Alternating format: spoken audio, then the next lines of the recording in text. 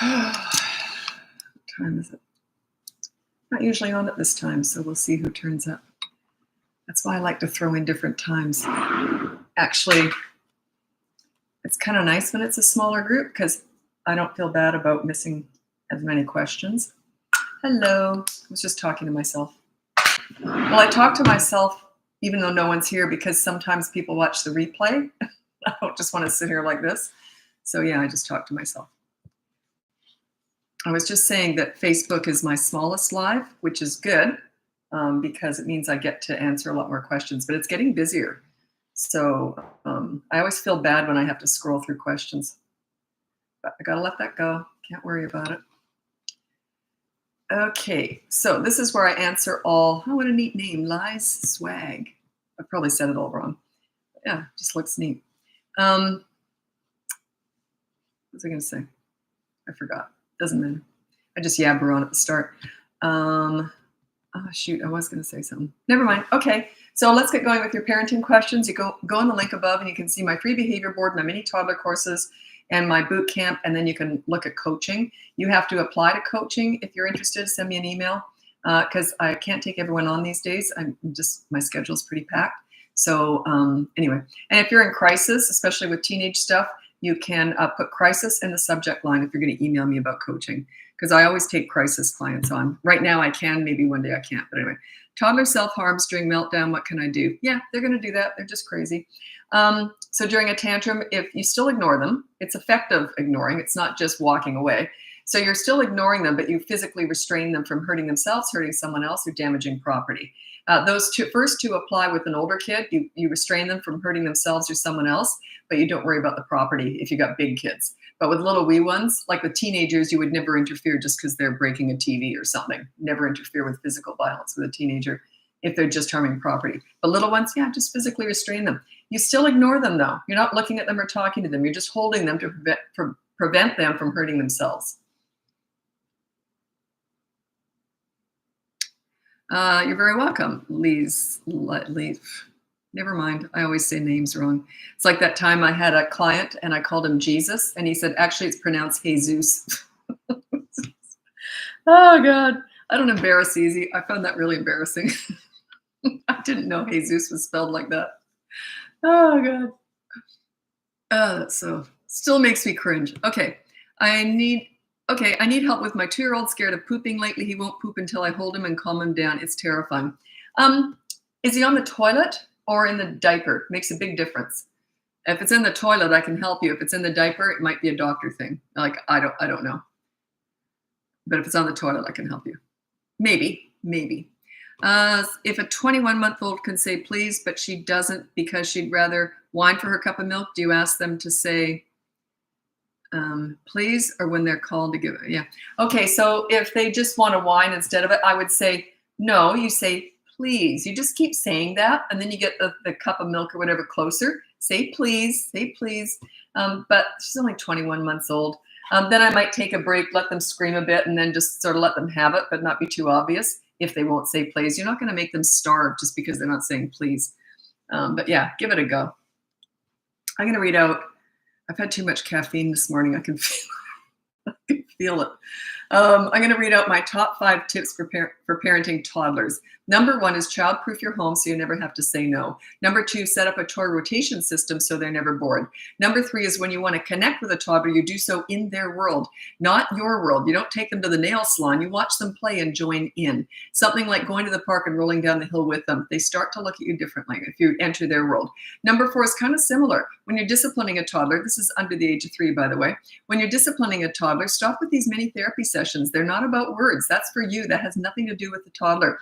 They're all about actions. So you use consistent corrective actions if they do something and you want to stop that behavior. Number 5 is stop trying to figure them out. They're not figure-outable. They're brand new, fresh human beings. They're just forming. Imagine if you've only been in the world for 2 years and one of those years you were a potato laying on a mattress. Like, come on, your expectations of toddlers is like up here. A lot of it's just putting up with a lot of their stuff because they're nuts. They might even go like this and smear poop on the wall. Can you figure that out? Nope. Okay, I've done all these things since you listed them. Toddler proofing the home, so I don't have to say no for things I can remove. Well, would it help? Yeah, just make life easier with a toddler because you can't figure them out. You just have to think, okay, well, they just started doing that annoying habit. What can I do to prevent that from happening again? You kind of got to get ahead of them. Entering their world to play with them and connect with them, that is a big start of leadership because leadership to me is all about connecting with your kids. Discipline is a tiny, tiny part of what I teach. Like I got respect with my kids by the time they were about 3.5 and they were self-disciplining. That was pretty much it for me. And then I could just relax and have fun with them and be friends right through the teen years. But because you're a leader, they look up to you. There's a lot of respect that goes back and forth and they tell you everything. What do you do when you have 9 kids and you have behavior issues going on all at once all day and it's hard to, okay, that's coaching. You'd have to hire me for that. All we do is set up system after system after system. I always say, I think the most kids I've ever worked with were 8. So you would break my record if you hired me. Anyway, check out my link above if you're interested in just see what coaching's all about if you're interested. There you go. Yes, it's helped big because I feel I have to say no less often. When I do say no, they listen. Yeah, the more you say something, the more they tune you out. I rarely ever said no to my kids. I would be more likely to say something like this. You really want to think about what you're going to do. Like, in other words, you can do whatever you want, but I know how to have a consequence afterwards.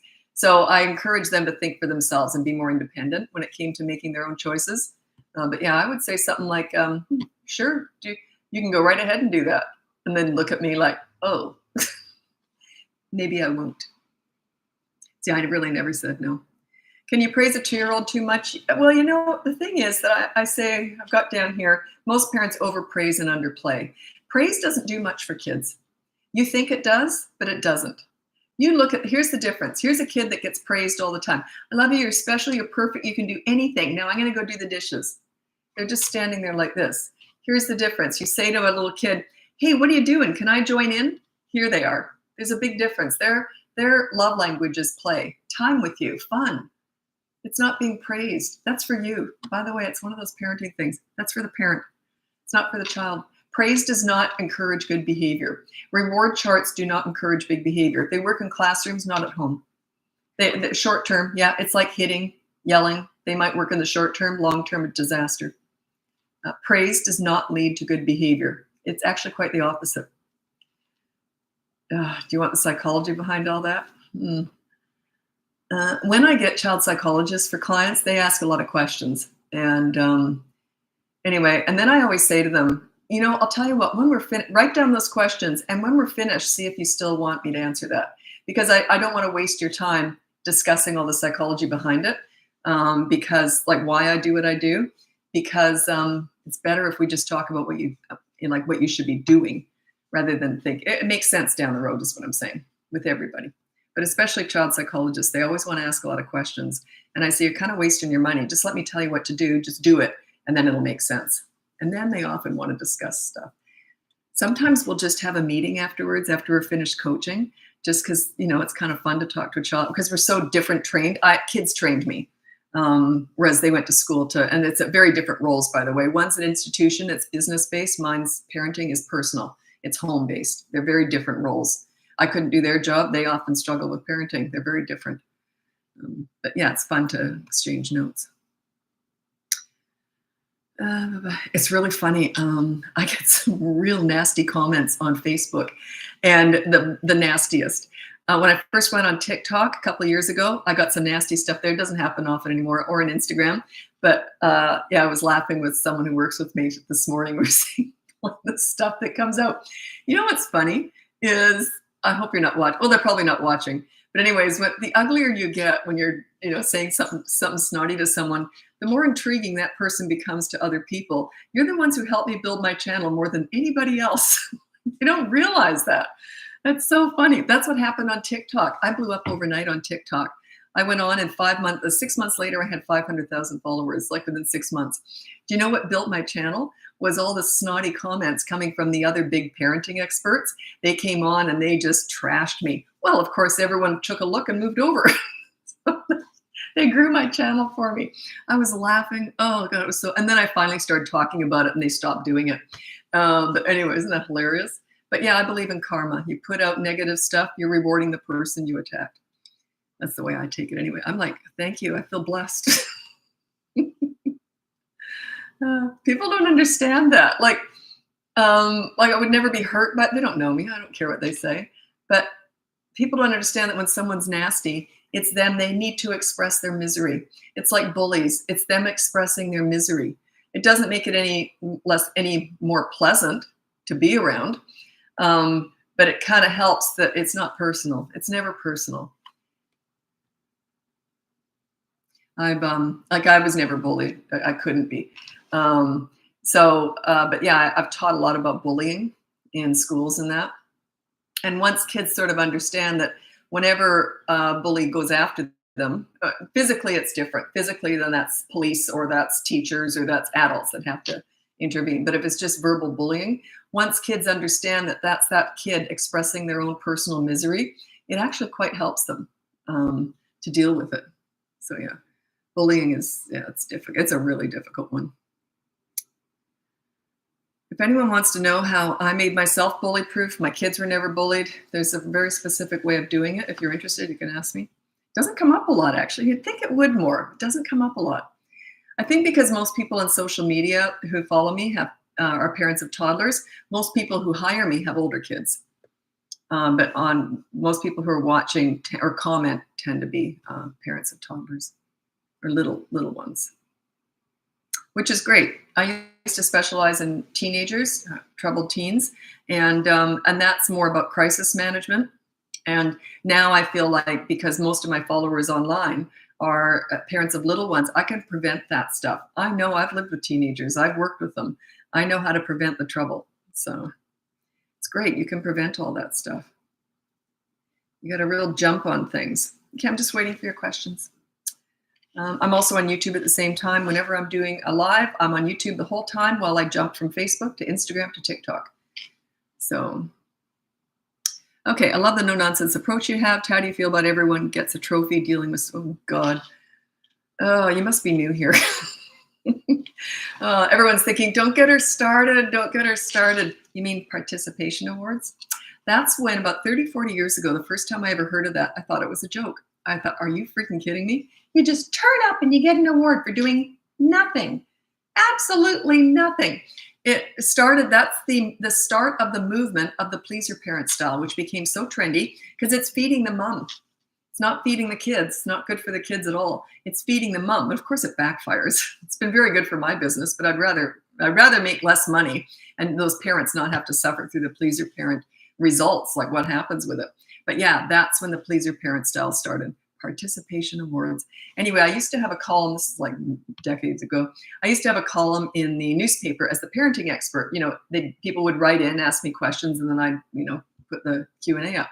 So anyway, one of them was, I know what it was. Someone was trying to sue someone in the United States. They were trying to sue the school for not giving their child a participation award. They were making their child feel like they were worried that their child would kill themselves or something. This is like a 5-year-old kid. It was so stupid. I couldn't believe it. Anyway, the child hadn't even gone. They hadn't even gone. It was sports day, I think. And the child had not even gone to sports day, but the parents still wanted them to get a participation award. They weren't even participating. But that's how ridiculous it got. Like, just hand over everything to my entitled children. And because I'm raising self-entitled snowflakes with mental health issues. I want them to be victims, whiny victims. That's what you're raising. So anyway. Yeah, it got me started. You see, I hate participation awards. Oh, they're just so awful. They're just so unhealthy. You just turn up and you get an award. This is what you're raising. You didn't validate my feelings. Well, I'm just a bus driver, lady. Like, that's what you're raising. Yeah, anyway. Yeah, boy, you poked the bear, didn't you, with that question? Sorry about that. My son is 4, almost 5, and acts like he doesn't know how to do something to get attention like other kids are learning. How do I stop this? Well, I don't know what he's like other kids that are learning. Do something, get attention like other kids that are. I don't know what you mean by that. So he's just not doing what he's supposed to do? Use the behavior board and put down a rule. If he doesn't do it, there's a consequence. Don't discuss these things. Everyone wants to do the mini therapy sessions. They're garbage. Kids learn from consequences. So do we. I'll tell you something. If I never had to pay taxes and I could speed and there was never any repercussions, I might do it. I'm just being honest here. They said, you know what? You don't even have to pay for those groceries. You can just walk out. I might do it, but there's consequences if I don't. Consequences are what keep us all on the straight line. If someone just said, we'd really like you to do all that, I probably would anyway. I've got a real conscience. But you know what I'm saying? It's not the discussions about it. It's the actual consequences. It's the ramifications. It's the result of your actions that keep you in check. So you got to teach that to your children when they're little. And I used to say to my kid, like I never told my kids what to do. I never said no to them either. Was I a leader? Oh yeah. I used to, if they were going to do something, I'd say, oh, you can give that a go if you want. But I know how to impose a consequence if you choose the wrong thing. So I always let them make their own choices. I never micromanage my kids. They knew if they made a poor choice, mom would come in and say, didn't like that. You know, what do you think the consequence should be? I would do it something like that. I've never used a behavior board. That's a teaching tool because I'm level 10 with what I do, but I'm teaching you level 1, level 2, you know. The boot camp course is if you have a 3 to 12-year-old that teaches you step by step over 5 weeks. That is paced out very carefully. So yeah, don't rush it. I had a group of parents going through that with me. They helped me do it. And they didn't change hardly anything because I've been doing this for so many years. But that 5 weeks in that boot camp course is paced out to get you the best results because it starts you slow. Everyone wants to go in like full force. You don't do that. You start one rule at a time, 1 rule per week. Okay. I'm new here. LOL, I've raised my 3 boys, all good people. Now I watch 2-year-old grandson. I've done this before. Why am I so nervous? Now I watch my 2-year-old grandson. Now, why am I so nervous? Because they can maybe outrun you now. Maybe that's why I work out every day for my grandkids. I plan on keeping up with them. Yeah, maybe that's it. You're afraid they can outrun you. It's funny. Plus, they're not your kids. Like I always say, you know, when I'm babysitting, it's grandma's rules. If you trust the person enough to babysit, don't micromanage them. But if they have special diets or stuff, that's different. But you get what I'm saying. But still, they're still someone else's kids. They're not my kids. They're someone else's kids. And I would never dream of telling my kids how to parent. It's none of my business. But you drop your kids off at grandma's house, grandma's rules. 13-year-old girl get bullied by a mean girl, tried to go to counselor at school. That's a very tricky one because in order to deal with bullying at school, you have to call someone a bully. There has to be a victim and a perpetrator. It's just the way it is. It's the way parents deal with it. I used to be the mediator with parents in schools talking about bullying. And I always said to my client, I said, and this is when I used to do work in person. And that was a long time ago. It's like 17 years ago. I stopped doing that within the first year. I realized it takes up so much time and then they want to go for coffee and it just doesn't work out. So anyway, so I said to them, do not use any bully word. Nothing bullying, bully, bullied, bullies, nothing. Never, ever, ever say the word bully when we go into that principal's office. It's usually the vice principal who dealt with bullying. Anyway, so I'd say you do not use any context of the word bully. Sure enough, my client would turn up, your kid's bullying mine. Right away, disaster. So yeah, bullying is very difficult for schools to deal with. I'm just telling you that right now. The school counselor, here's what I would do. Especially girls, I don't know. They can just do it with a look, you know.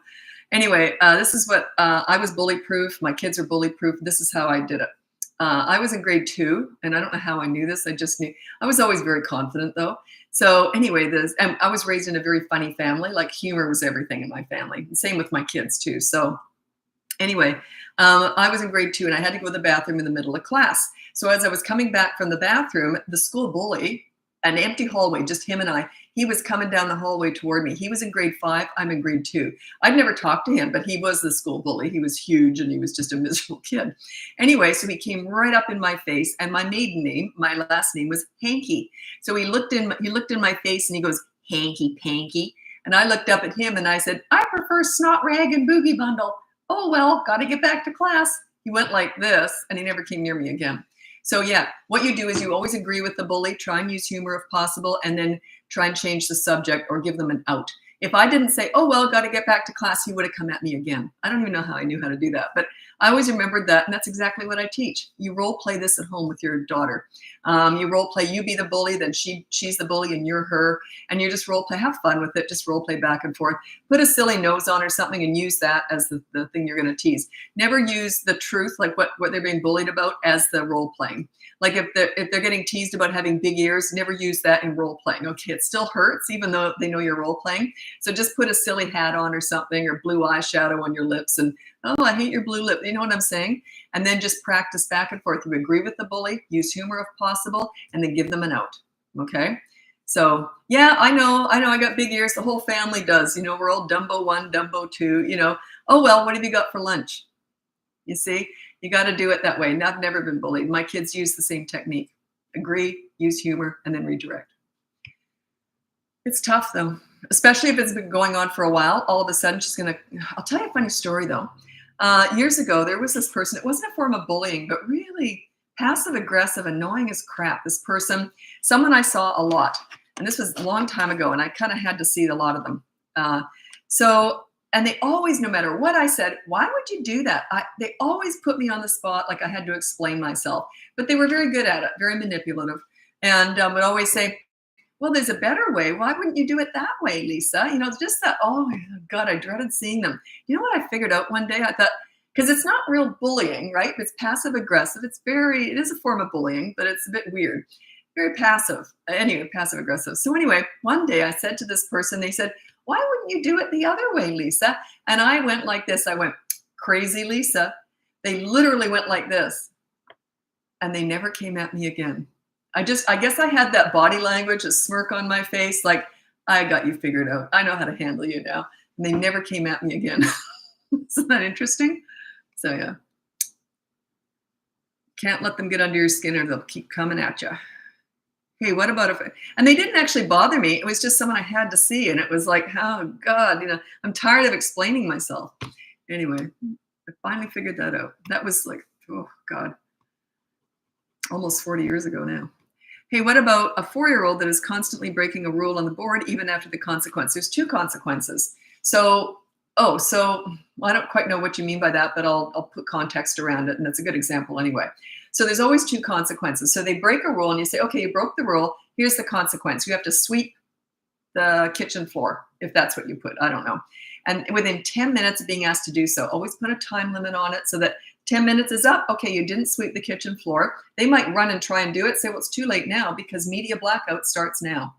So you go to the second consequence. Now, what I think you might be saying, so they keep breaking the rule during that 24-hour media blackout. Nothing you can do at that point. Just say, that's why you've got media blackout. At the very most, I would say that. Otherwise, just let it go. Just say, oh, well. And then I'd look at the board and say, well, that's why you've got media blackout. It's sort of a last stand. They're trying to get back at you. Yeah. They will do that. I'm going to tell you this funny story. You've probably heard it. I just thought it was the cutest thing. These parents I was coaching a couple weeks ago, really darling couple. And they kept telling me, oh, our 8-year-old girl, she's really smart. And and every parent says that. And I didn't think anything of it. And it turns out she is. She decided after the first week she was tired of the behavior board. She didn't want it up there anymore. Most kids would just say, I hate it. Let's take it down. You know what she did?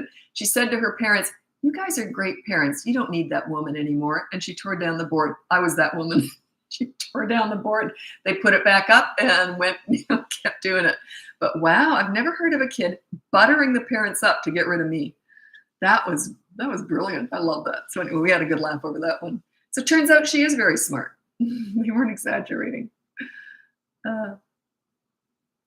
Okay. Oh, I don't let people come in on video because I did it once a couple years ago and I did it on TikTok and I have a big audience over there. I used to get, when I first started, I don't know what happened. I think I had like 26,000 people in a live. Anyway, people get bored, it's all the same stuff. I guess they left. Anyway, because a lot of new people come in, because I blew up overnight on TikTok. It was very quick. So people were like, what's going on? So anyway, it was thousands of people were in on a live and someone asked to come in. I didn't know I was brand new at doing lives. I let them in and they started talking about their business. They just used my audience to talk about business. I couldn't get rid of it. I apologized profusely to the audience and I never let it happen again. She said, no, I do have a parenting question, but she did her elevator speech first. And I said, no, you're gone. So yeah, that's why I don't let anyone in anymore. Because I'm here to serve, right? I'm here to serve you. Your Q&A is the only place I answer general parenting questions is on here. So yeah. I get offered, by the way, I get offered a lot to let people come in on these lives. And not in a million years. Not to push their business, not in a million years. Yeah, no way. It just strikes me as funny that they think I'd why on earth would I do that to you? I just think that's awful. Okay. Oh, thanks for coming. I'm going to make some money off you by letting this person talk about their business. I mean, that's fine if you're in marketing and you're in business, but I'm not. I'm in the caring field. So to me, it just feels dirty. Anyway, I hope you're doing good. Thank you for your content. It's so helpful. How do you make sure your children feel oh goodness, it's a long one. Whoa. Feel they have enough time with you. I stay home mom and play. Okay, the thing is, you'll know. You'll just know. Because you're like, I played with my kids a lot, but then I'd say, look, I got to get the dishes done, so scram. I need mom time. And they would, because I was already playing enough with them. You'll just know. They'll be okay with you not playing with them when you say, I'm not playing with you.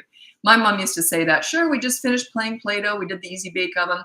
She goes, now go scram now. Mom needs to get stuff done. And I go happily away. Like, so that's when you'll know. Unless they're using it to manipulate you. But if you're a leader, yeah, you know.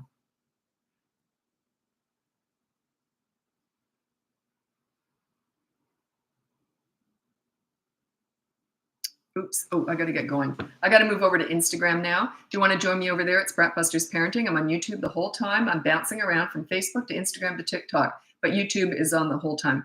Oh yeah, check out the link above if you want to get my free behavior board, my mini toddler courses. The behavior board starts at 3, by the way, or the boot camp course that also starts at 3 and goes to 12.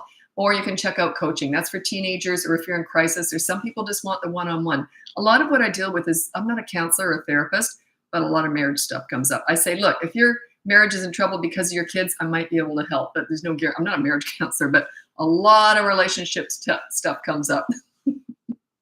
As you can imagine, I think the two biggest causes of divorce, other than cheating and that other stuff, is money and kids.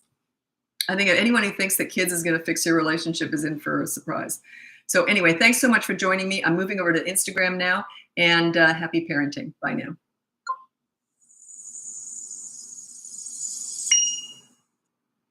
I like that sound.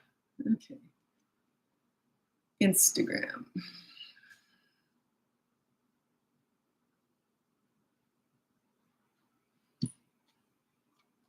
Come on, there we go. Okay. Now, Facebook, no. YouTube.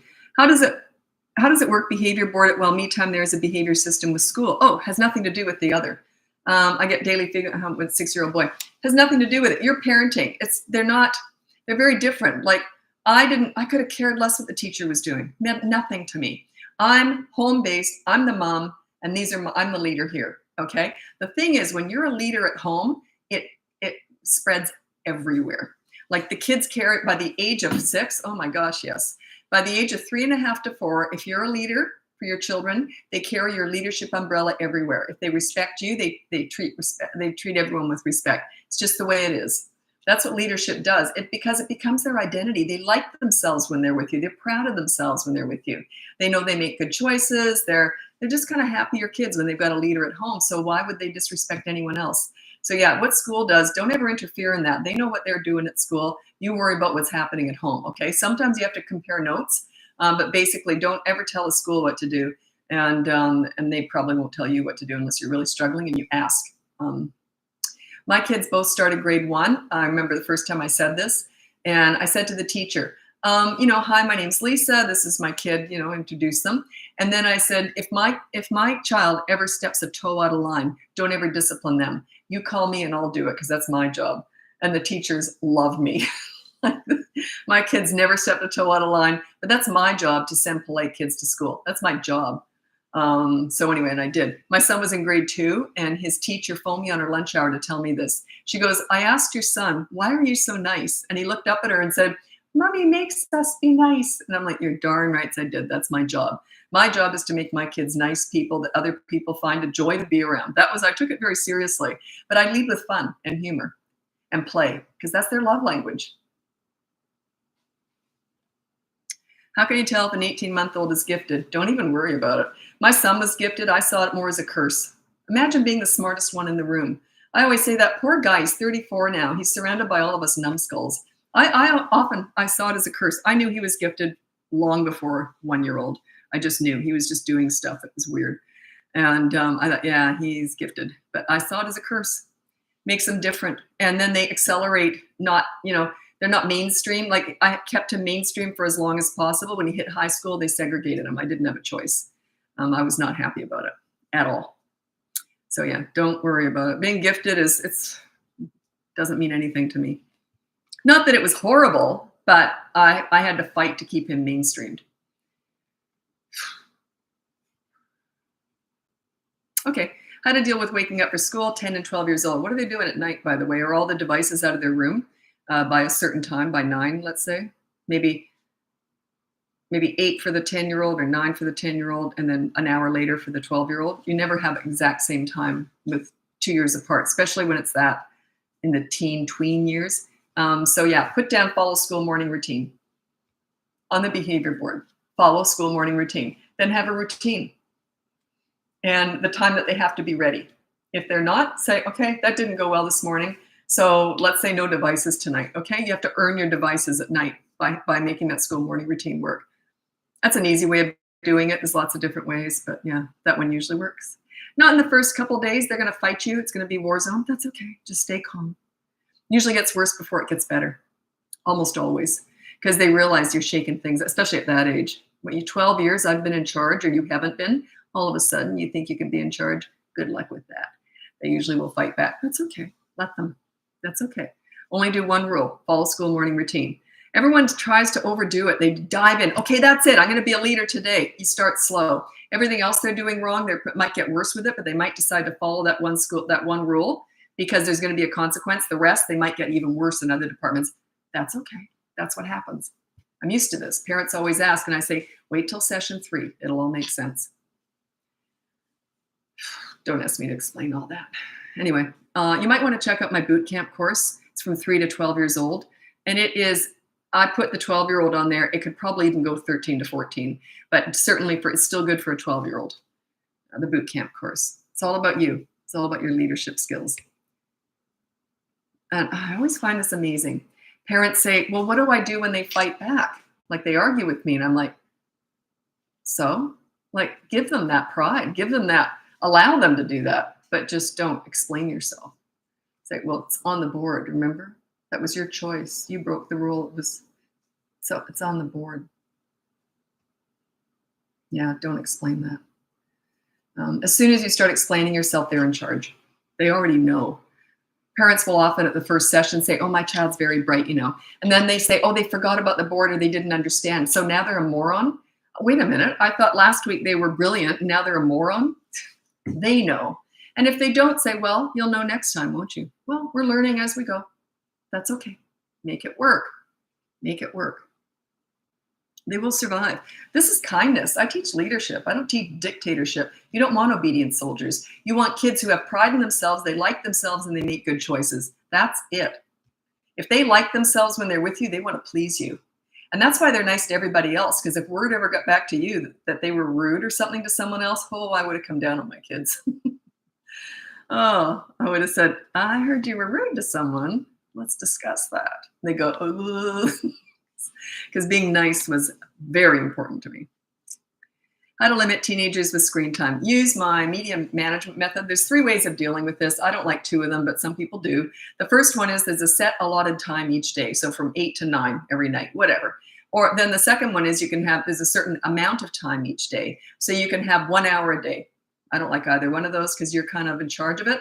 The last one I love. This is the one I just invented this. I don't know if anyone else does it, but let's say that you give them 10 hours a week. I don't know. You can negotiate that with a teenager. How many hours a week do you think is fair?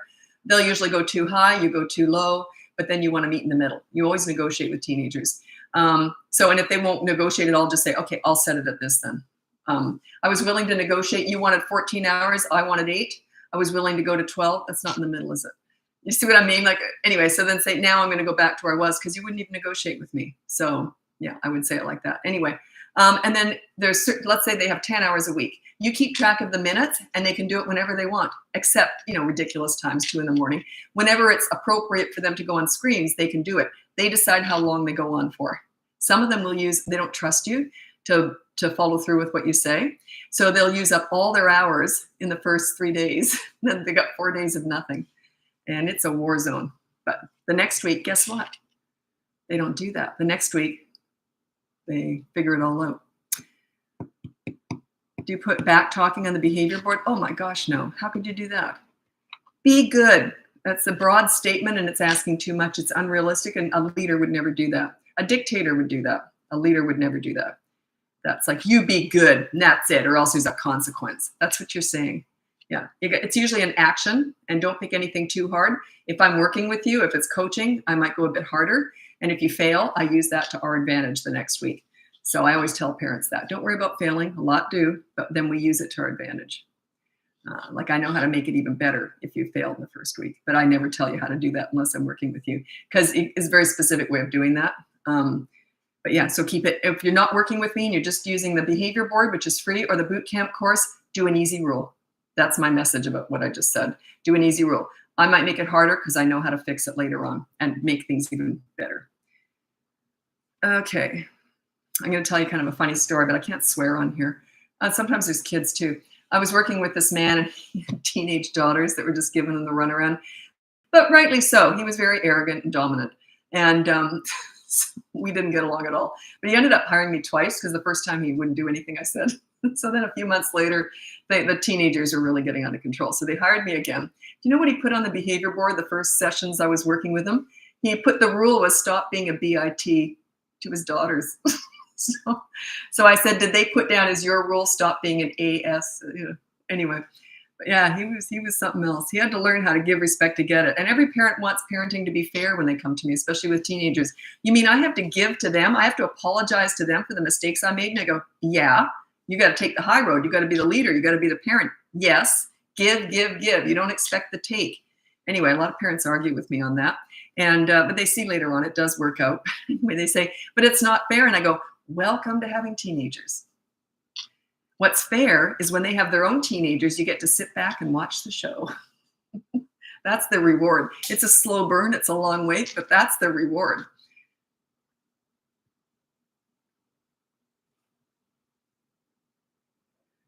Yeah, you keep saying meet their needs. I'm not sure how to do that as a full-time working mom. I only get the 2-hour craziness in the morning and 3 hours craziness in the evening. Well, let's turn crazy into organized and fun. Get systems in place.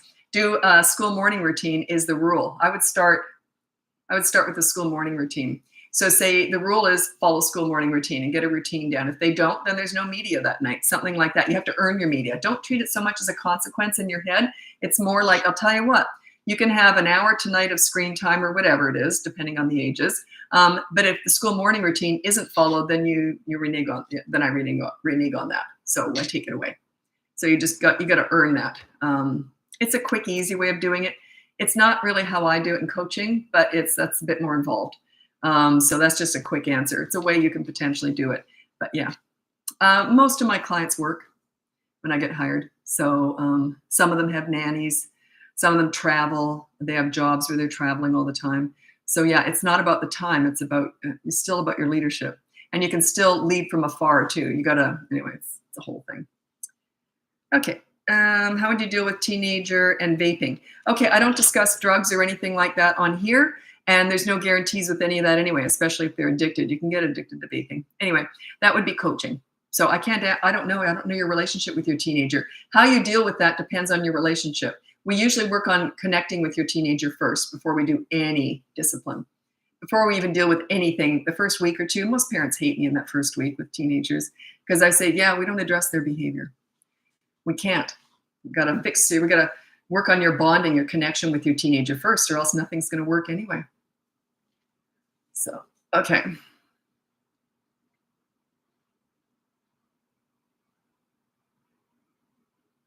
I never understand this. Instagram keeps saying to me, add a moderator to your live video. Well, aren't I a moderator? And I don't allow people to come in. I can't control that. And I'm here to serve you, not to, I can't control another person. But yeah, I don't know aren't I a moderator? What does that mean? Okay. This is a good question on YouTube here. Do you repunish bad behavior again at home when you already had consequences at school? Depends what it is. If it's hitting, yes, I do. Because hitting, I kind of come in a little bit harder with that. If it's any aggression, because you want to stop that ASAP. So you have the teacher tell you, say, bye from now on. If you hit, the teacher will be reporting to me. Whatever the teacher does with you is none of my business. But when you come home, there'll be a consequence. Do you understand? Okay, and then they might say, what is it? Say, I'll decide when you get home. You can do that, or you can use the behavior board and put down no hitting. Yeah. How long do I have to play with 4 and 7-year-old a day? It can, if you don't have much time, it can just be 15 minutes. Play hide and seek for 15 minutes every single day. That's often the rule for parents on the behavior board. You have to play hide and seek for 15 minutes every single day. If you don't, you have to double it the next day. Kids don't figure out when they're younger that you've only just it's the exact same amount of time they would have got anyway. Sometimes I up it and I say you have to play for a whole hour the next day. So a lot of it is not like if you don't yell, it throws me off when parents say they don't yell, because it's always no yelling as the parents' rule in the first week. But if they don't yell, we come up with other stuff. But if I really feel like you're not playing with your kids, you're not connected with your kids, I'll put down play kid-led play for 30 minutes every day. And there's a consequence if you don't. You have to do something nice for them. So yeah, you got to connect with your kids, meet their needs, manage their wants. Their wants are the discipline. Discipline's a tiny part of all this. Because when I was working with kids, I've worked with hundreds of kids, toddlers right up to troubled teenagers. I've been in psych wards, hospitals, detention centers, a lot of schools, daycare centers. I actually I got clearance from the government. I went into homes helping parents who were struggling there, always sort of as a mom mentor kind of thing. And but I got respect with all those kids. How did I do that? I had no leverage. How did I do that? How did I get respect with all those hundreds of kids I worked with? I didn't have a lot of time with them, but I lead with fun. I lead with play. I lead with humor, but I don't take any crap either at all. They learn that very quickly. But I got no leverage. So I just take away, oh, didn't like that. I'll tell you what, fun Lisa's going to look down for a minute here. Just stuff like that. I had lots of different things I used to do. But yeah, it doesn't take a lot of time to be a leader, because it makes them feel good. A leader makes kids like themselves. I've had teenagers say to me, I didn't like myself till I met you. Isn't that sad? Because I used to mentor teenagers who were, not in great home lives and that. So they imagine that. They didn't like themselves till they met me, because I'm a leader. I'm not a dictator. I'm not an authority. I'm a mentor. I'm a leader. And that's what I want for you as a parent. It's the same thing. Make them feel good about themselves. You want them to like themselves. That's your goal as a leader, that children like themselves when they're with you. That's your power. Because when they like themselves when they're with you, they feel good about themselves. Are people mean or rude when they feel good about themselves, when they're happy? Nope. It doesn't go together, does it? So yeah, that's your superpower. You figure that out and everything kind of falls into place. That's usually with coaching, or even in the boot camp course. About week 3 is when that starts. You start to feel the shift. You start to go, oh, I get it. I'm starting to feel empowered because my relationship with my kids is getting so much better, as is their behavior. When your relationship improves, their behavior improves. The bad behavior starts to drop away, even the stuff you haven't addressed. It just all gets easy. Getting respect is hard. You got to work for that. You got to earn that. I did. I worked for it when I was dealing with kids. Believe me, I worked for it. But once you get it, piece of cake. Maintaining it is a piece of cake. Getting it is hard work. Nothing worthwhile should be easy anyway. I don't believe that anyway. I never wanted to win lotto. Okay, that's a lie. I would have liked that. But it's not my goal in life to win lotto. I want to work for what I get. So, and same with respect. I don't want it handed to me. I want to have to earn it. What age to start the behavior board? It starts at the age of 3, because that's when they can stop and think before they act. It doesn't mean they will, but they have the ability to learn how to stop and think before they act. It's 3. It's a frontal lobe thing, something to do with reasoning. I don't know. I'm not a psychologist. I'm not a psychiatrist, so I don't know. But yeah, that's when they can stop and think. And they'll learn.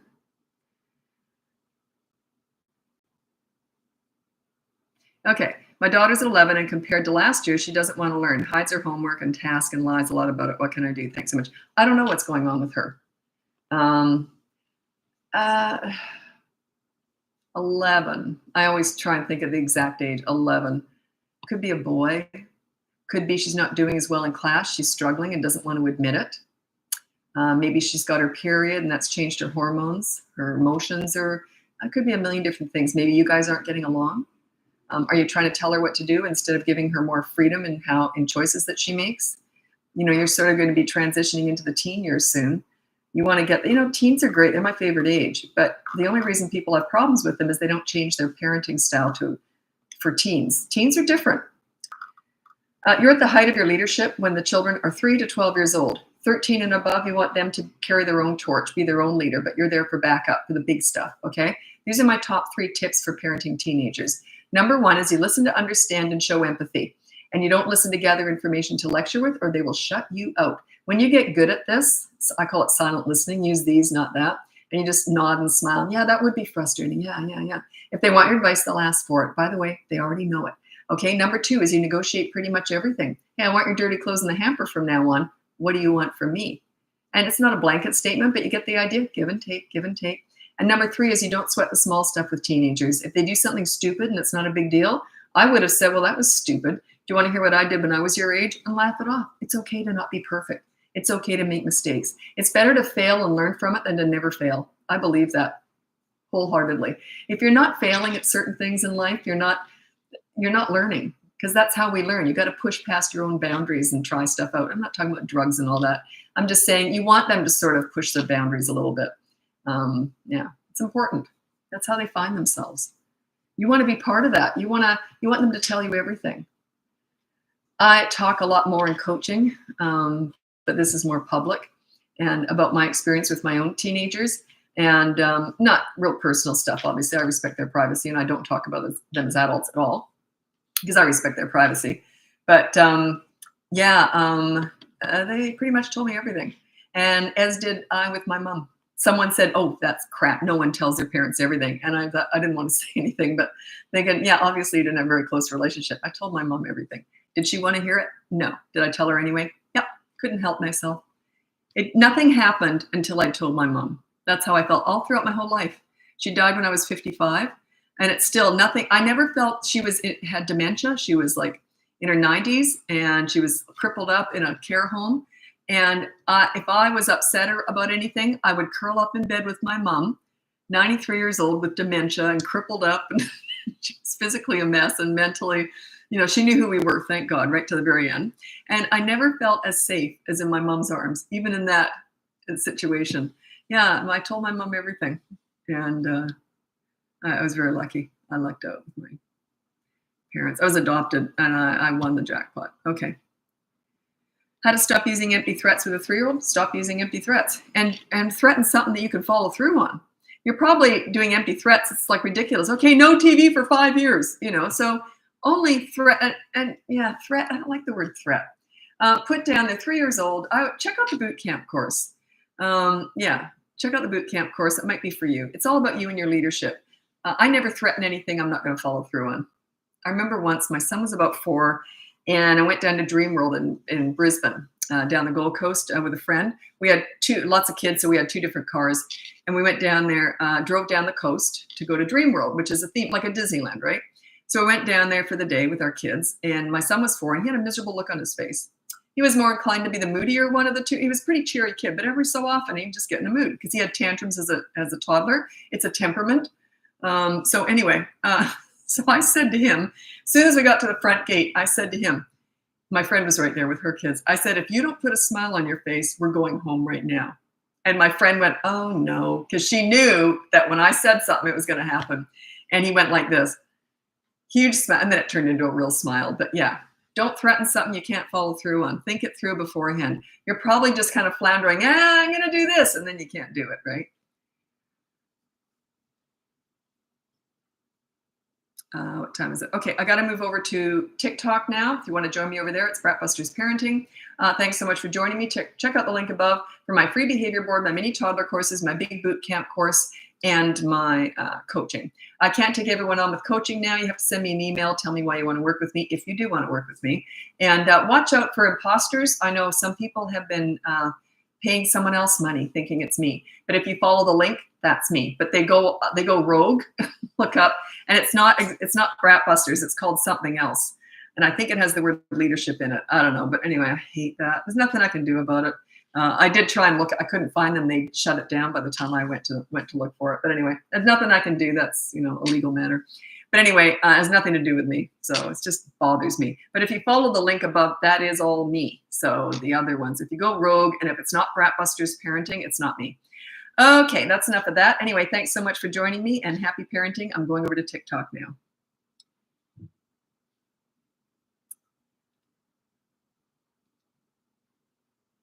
Okay. So TikTok runs ads as soon as you turn it on now. Didn't used to do that.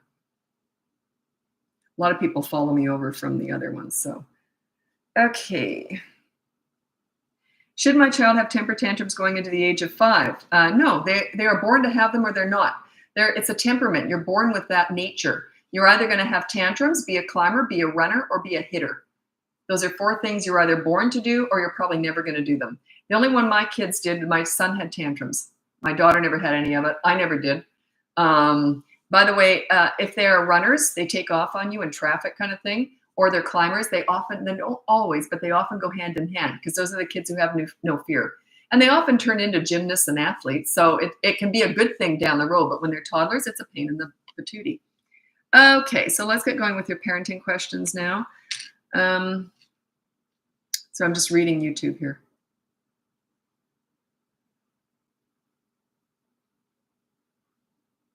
Big age gap between siblings, 17 and 6. Do we still add big brother on behavior? Oh yeah, the whole family has to, parents are on there too. The whole family has to be on there. But the big brother could just be put your dirty clothes in the hamper and nowhere else. So they can't lay on the floor all day and then go in the hamper, that kind of thing. Do you know what really feisty, defiant teenagers will do? And I always warn parents ahead of time. If you put down that behavior board, put your dirty clothes in the hamper and nowhere else, a lot of teenage boys do this. They'll take their dirty clothes. They won't put them anywhere else. They won't put them in the hamper either. They'll carry them around all day because they haven't put them anywhere else. They haven't broken the rule. They'll carry them in the car, they stink up the whole car. They'll carry them in the supermarket or wherever you're going. They'll carry them at dinner. They'll eat dinner, giving you a dirty look. And parents say, well, what should we do? And I say, here's what I would do. By dinner time, that's happened all day. I wouldn't say a word. Be pleasant as anything, talking to them all day. And then at dinner time, I would have gone, well played, well done. See, I respect that. I think it's funny. A lot of parents think it's disrespectful. They didn't break the rule. How is that disrespectful? I think it's great. You gotta have a sense of humor with kids, especially with teenagers. You gotta have a sense of humor. Okay, what do I do if an older son's always pushing my younger one? Put down no hurting whoever, no hurting your little brother. And then every time you and then say, I'll decide what that is. I didn't hurt him, I just brushed up against him. Oh, well, it's on the board because they'll get around that. That's like, I didn't hit him. I was just going like that. And they're like 1 centimeter away from them, stuff like that. You know what I mean? So yeah, they'll try and work it. Ignoring doesn't help. Doesn't help what? Anything, any advice, Shannon? My 15-month-old boy has a temper biggest. Oh, okay. Well, he's only 15 months old. Nothing works at that age, by the way. Yeah, you're just starting to rev up to all this stuff. So at 15 months old, have a temper biggest, crying into. So yeah, they're going to do that. Yeah. Check out my tantrum busting course. It's for toddlers. It'll explain all that. But yeah, nothing really works. I mean, it's just something they have to learn how to do themselves. You cannot fix that for them. They're going to have to learn how to get themselves out of that. They will eventually learn that you're going to ignore the crazy and reward the calm. But you're going to keep them alive. You're going to physically restrain them if they're hurting themselves, but you still don't look at them or talk to them. Anyway, check out the tantrum busting course. It's one of my mini toddler ones in the link above. Oh, I have to take a sip. Yeah, toddlers are just crazy. I think everyone's trying to control a toddler, and I'm like, it's not possible. You can try. Let me know if it works. I've never heard of it working.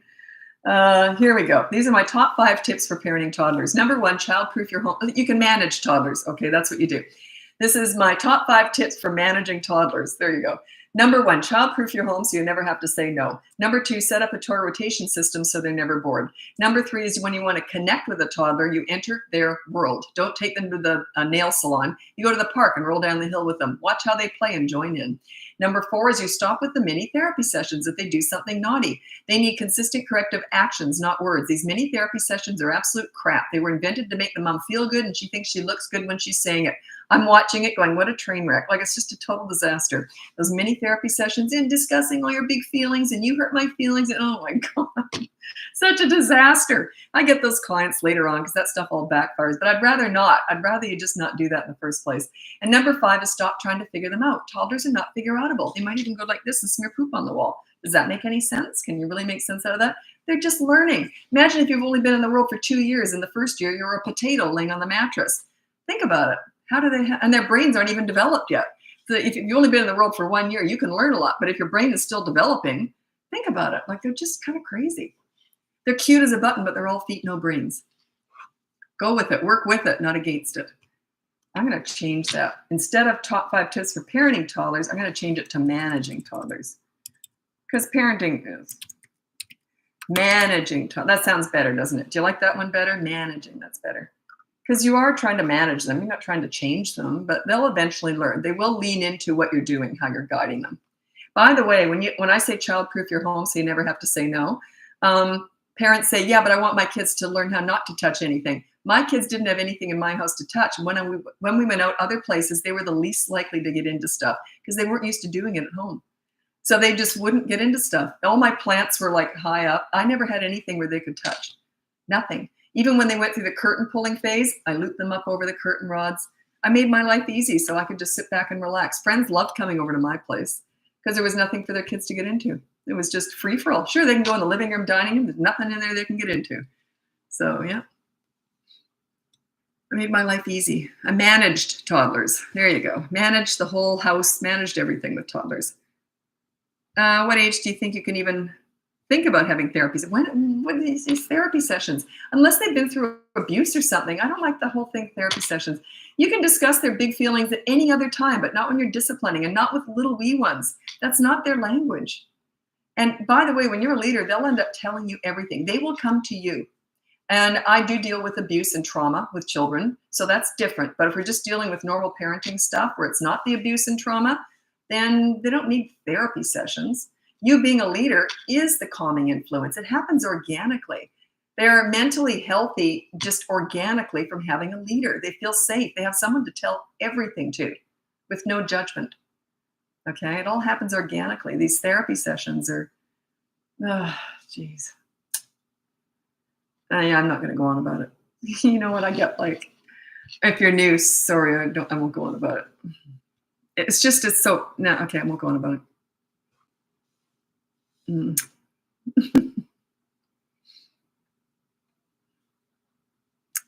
Okay.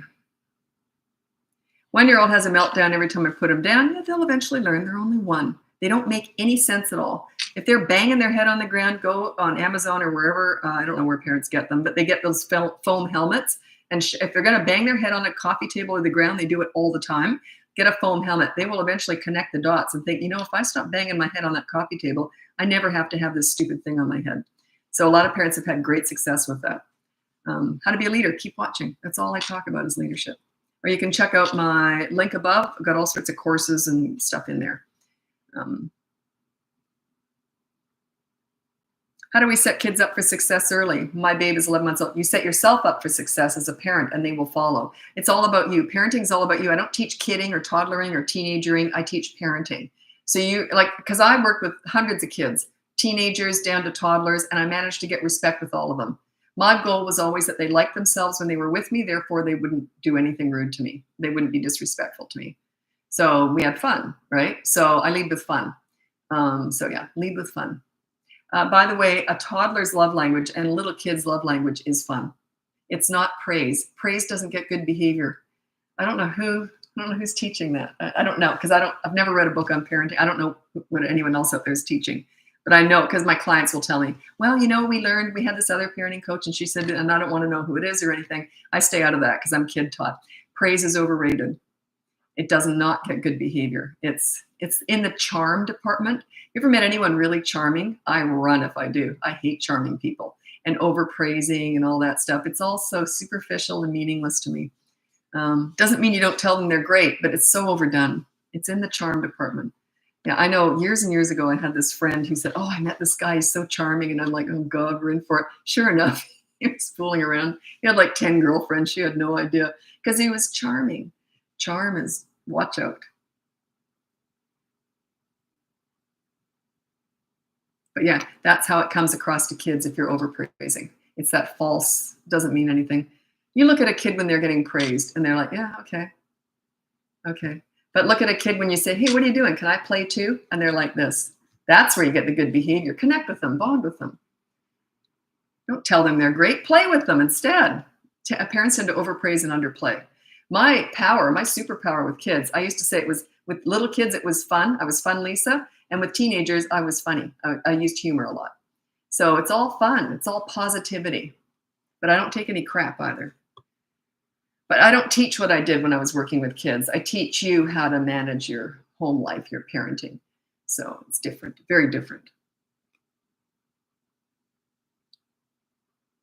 Okay, I'm using your behavior board, but 3-year-old keeps pulling it off the wall. How do they get to it?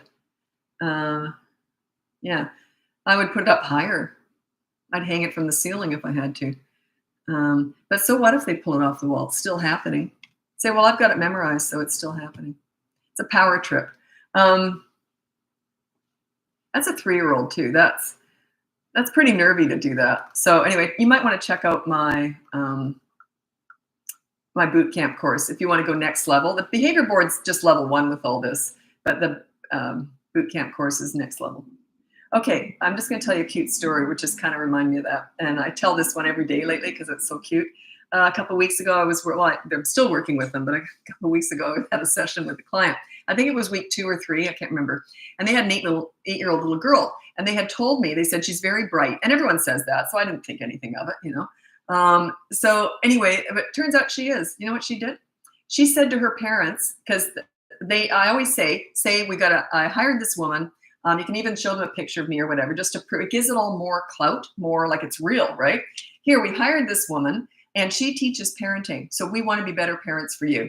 So she did this behavior board. We worked on it together. It starts tomorrow. That's how you do it. Anyway, after a week or 2, she decided she didn't want it anymore.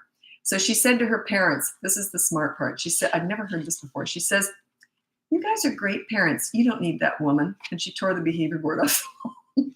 I've never heard of a kid buttering their parents up to get rid of the behavior board. Wow, that was good. I love that. Anyway, we had a great laugh over that one. But the parents are doing great. They put it right back up. I love that. Often I just crack up during coaching, and often it's something the parents are upset about. Like, I don't know, I can't remember if they started laughing when they told me this, but oftentimes they'll tell me this wasn't a horrible thing, but they'll tell me these horrible things that their kids have done the last week since working with me, and I'll be laughing away because I've heard it all before. Kids will do anything to try and stop you from being a leader. It's just a natural thing. They want a leader, and yet they fight it. It's hilarious. But a lot of them don't. A lot of them go like this and say, oh, you're such great parents. What's happening? They just really pick up on it because they identify leadership as love. But if they're really feisty, they're going to fight back. And it usually makes me laugh. Like, kids never cease to amaze me. They're very clever. Okay.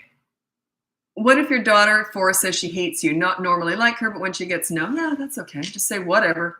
Now, if she says that when you're on Dumbo at Disneyland going around, it's all supposed to be happy, then I might investigate. But if you say no and she goes, I hate you, just go, whatever, and look away.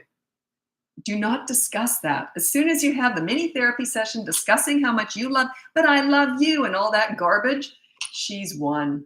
I just go, whatever. And then if she keeps at me, just go, anyway, I'm going to go do the dishes now. Do not let it have any effect on you whatsoever, or she has won. 5-year-old can pick a deadbolt door. Well, I don't know what to tell you about that. I'd get a better deadbolt. What time is it? Okay, still got a bit of time. Sorry, I'm just reading YouTube here. Do you ever use validation of feelings at any age? Yeah, absolutely. The thing is, when you're a leader, they don't tend to have negative feelings. And my kids came and told me everything. So yeah, then we discuss everything through. I told them I'm very demonstrative. I was always all over them. I still am. My son's more like this. My daughter's like that. My son's like, yeah, okay, yeah. Put up with it. He's 34. He's used to it. But I'm very demonstrative, always telling my kids how much I love them all the time. And but yeah, that's how they grew up. So, and they felt very validated. But if they were ever acting out, you don't need to validate everything. When they're acting out, they really were good kids. So, but if I was working with kids, you don't validate all that garbage. When they're just coming at you, I hate you, you don't validate that. You got to know when to shut it down. Now, here's the thing. I love this. No one argues with me anymore on this, and it's frustrating because I love talking about it. It's because I always say you ignore tantrums, but you're right there. You're not on your phone or anything. You look like you're waiting for a bus. As soon as the tantrum stops, oh, you're all done? You want to go read a book? You ignore the crazy, reward the calm. It's a bit more involved than that. But anyway, that's how it's done. So parents say, you're not validating their feelings. And they say you're damaging them. And the people have attacked me for this, right? And I always say, if you're damaging a child by ignoring that crazy, you got bigger fish to fry. There's something really wrong in your relationship with your child. That would have, if they know they're loved and they're just acting crazy and you're ignoring that, they are fine with that. They tend to stop doing it. That's what happens. Tantrums will diminish in duration, frequency, and intensity by being ignored. So you don't validate a tantrum. If you are addressing all those feelings and because they're just mad because they didn't get their own way, you don't need to validate that. Why on earth do you need to validate it? Well, sometimes you have to hear the word no. And I'm like, God, give me a break. Oh, it's ridiculous. Why do I get so emotional? I love what I do, but plus I deal with this every day in coaching. Parents have been told all this stuff, and then I have to erase all this garbage that, just wreck their parenting, and they're just miserable because of it. Yeah, I'm exaggerating, but a lot of it, no. My husband and I send each other your videos all the time. Thanks for the great info. You're very welcome. I hear stuff every day. I don't go on about it. Why would I? It's like, and another thing people say that's great about me, I get the most beautiful emails. Like, they're just gorgeous. And I don't share stuff like that. Like, what I mean is, if you don't like what I'm saying, I'm not going to try and convince you. Like, it either resonates with you or it doesn't. But if I'm not resonating with you and you don't go, yeah, that makes sense, I'm going to try that. If you don't like what I'm saying, move on. You're never going to like me. If you don't like me today, you'll never like me. This is my style. I just says it like it is. And I speak through my own personal experience with kids. I'm not really so much my own kids, but I've worked with hundreds of them with all sorts of challenges. My own kids were easy because I got respect when they were little. So I don't teach you what I did as a mom. I teach you what you need to hear as, if you're trying to get respect. But yeah, it's parenting's funny. It's the hardest job in the world with the least amount of training, but everyone expects you to be an expert, especially you. That's ridiculous. Parenting used to come naturally about 100 years ago. Do you know why? People still expect it to, but you know why it doesn't? And you know why it used to? It's because there was a village. People had generations around them. They had aunts, uncles, cousins, neighbors. The whole village was raising kids. And plus, they didn't expect as much from themselves. Like, they didn't expect all this stuff from from themselves as parents. They went easy on themselves. They said, yeah, just set them straight and take that away from, there was no big deal. They didn't think it through as much. Plus, like I said, they had a lot of support. Now everyone's on their own and they're so embarrassed if their kids are acting out. They expect to be experts at this, but who's teaching you? Well, I am, but I mean, aside from me or anyone else you're watching, you don't have a village around you usually. So yeah, that's why you're so hard on yourselves. Like, whenever, oh God, the amount of parents, even dads, that come to me crying in the first session because they're failing their kids. And I'm like, why do you think you should be an expert? You happen to be the executive of a huge corporation. Did that teach you about parenting? Like, why on earth do you expect this to come easily? Well, it should. Why? Doesn't make any sense. Sometimes it does. Depends on how you were raised. Yeah, it has a lot to do with it. Like, I like how I was raised. I don't think my parents were tough enough on me, for sure. They let me get away with more. Yeah, I don't. But I was raised with a lot of confidence, a lot of love, and I felt special. I was adopted.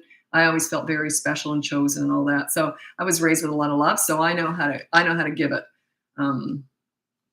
with kids.